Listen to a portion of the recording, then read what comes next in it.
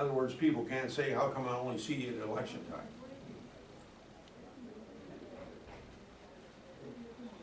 Yes? What do you think of the rider bills attached to like the Sandy relief and the fiscal cliff deal?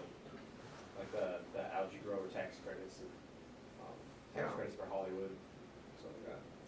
Well, most riders, well, I guess there'd be two categories of riders. One that are directly related to national legislation that would be unrelated to the purpose of the bill. The other one would be what maybe you call earmarks, pork barrel stuff. The latter has been outlawed now. At least it's not, I wouldn't want to say it's outlawed permanently, but as a result of the 2010 election, it was pretty clear that the people of this country were fed up with Congress having pork barrel projects and appropriation bills. So the last 2 years plus the next 2 years, I don't think you're going to find any pork barrel projects in appropriation bills. I think it'd be better if you didn't do it, but in the case of what you're talking about, I wouldn't even want to classify them as riders because they're all tax bills and we were passing a tax bill. But sometimes you could have, you know, it's a joke when I say it, but you can have a cow bill attached to a pig bill where the subject matter is not the same, you know. And that, I think, is not right, and it doesn't happen in the House of Representatives as often as it happens in the Senate because the House of Representatives has rules of germaneness, and we don't have rules of germaneness in the Senate, so it's a lot easier to do those things in the Senate than it is in the House of Representatives. But I think if you want to, if I want to be perfectly, the best thing to do would be not to have a subject unrelated to the purpose of the bill added to the bill. But I'd probably be guilty of doing some of that myself, see, so I can't, it's hard for me to condemn it.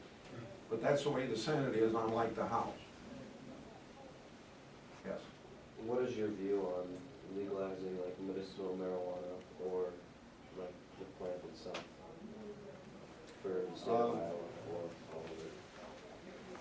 I'll answer your question two ways. One, for medicinal marijuana. If it's got medicinal value, it should be sold as a legal product. It seems to me it should have the same consideration by the Food and Drug Administration as any pharmaceutical from two standpoints, because this is the way the FDA looks at any pharmaceutical. Is it safe and is it effective?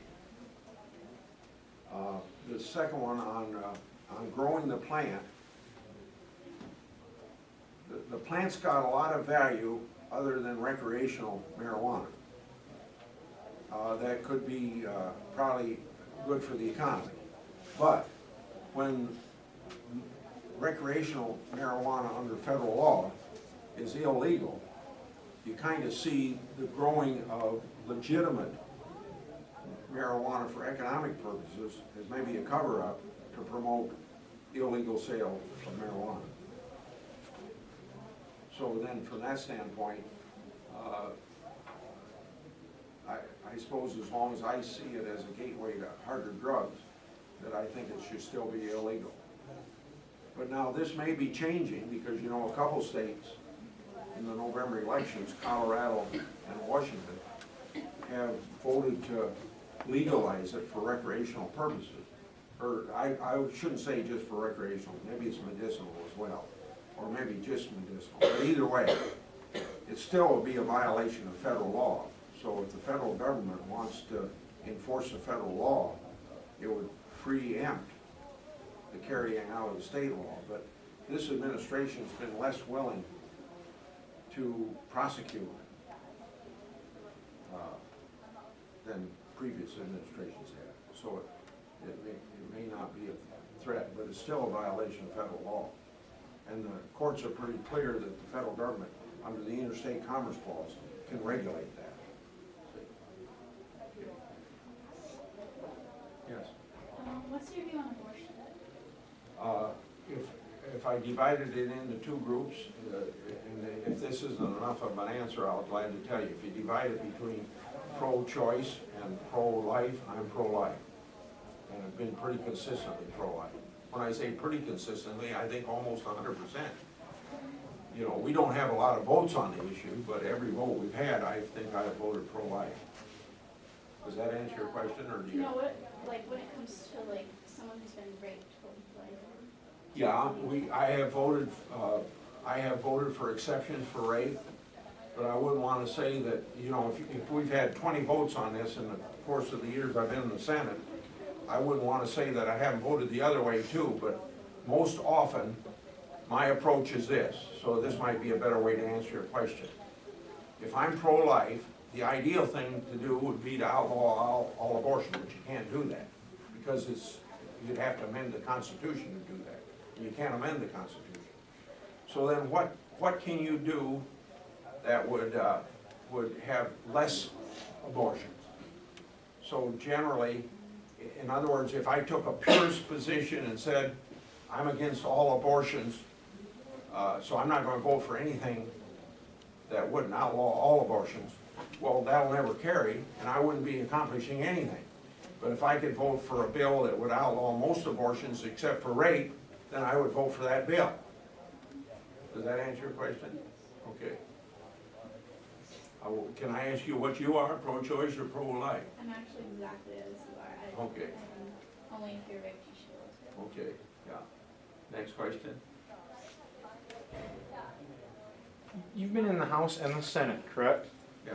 So what's easier to come to an agreement with, 435 or 100? Or is it the same? No. In the House of Representatives, and I'll bet you teach this in government, so I'm trying to repeat what you probably told me, but in the House of Representatives, it's easier to make a decision, because whether you're a Republican majority or a Democrat majority, as long as that, or maybe occasionally a bipartisan majority, but that doesn't happen very often in the House. A majority, as long as they stick together, can get anything done they want to get done. And they know when they're going to get it done, like after 1 day of debate, or 2 days of debate, or 1 hour of debate, or 2 hours of debate, they know they're going to vote on a bill, and they can limit the amendments that they have. Whereas in the Senate, which was set up to slow things down and to preserve minority views, we have this 60 vote requirement that you don't shut off debate until you get to 60 votes. And, or you do it by unanimous consent, but either way, you gotta first decide that you're gonna stop debate and vote on final passage.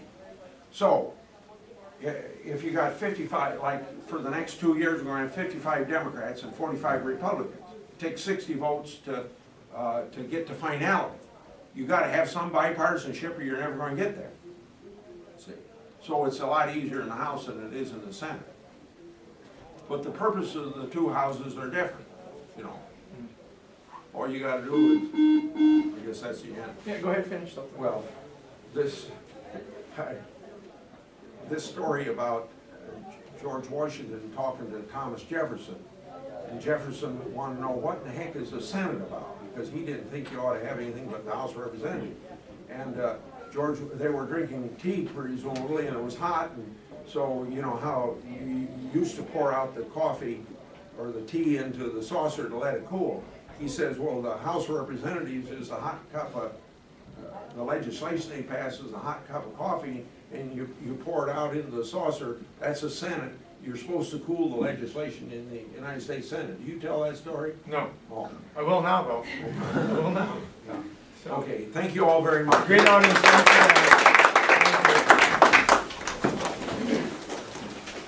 I like that. Good to see you. I don't know whether it actually happened or not, but I've been, it's been in the history books for a long period of time. So I take it, I take it as gospel truth here. Oh yeah, oh yeah. Some of those stories are fun. That you know. Yeah. Got it. Cool. Thank you. Now, what about South Dakota State University? Nothing much. No complaints there. Okay. Is that where your mom And my dad. and your dad opened school there? Yeah. So Yeah. his mom's a teacher down, science teacher downstairs. Very good. Yeah. Not bad, yeah. So, well, thank you for coming in. Appreciate it. The short notice and everything. Thank you very Hi, much. Grassley, Rick Rubel. My wife Ronnie used to teach in New Hartford back in the day. Okay. And I used to, we used to hunt redneck with Bonnie Caskey. Oh, yeah. And your son was in school, and I used to hunt right next to your property, where a couple of there. Yeah, well, you could even hunt on my property. Right, we were right next to it, we used to go right there, that's the Grassley property, and we used to hunt on that whole section. Sure. They're gonna be here today, and Yeah. we used to live in, right across from the post office. You did? Burton, right across from the black fence, the wrought iron fence, right Yeah. across from the post office. Sure, where Dr. Pelletier was living when I was, he delivered me. Yeah, we lived upstairs, we lived upstairs in that apartment. Is that right? elevators, yeah. And I remember you spoke at your son's high school graduation. Yeah, 85. Yeah. Good to see you. Well, thank you. Thank you. Yeah. All of our kids know your son, Pat, because is he the one who coaches volleyball? Jay, yes. That's the grandson. That's the grandson. So Jay, they all know him because he does all the refereeing in the volleyball. Oh yeah, we know who that is. Stuff. So. He's famous. Some people say-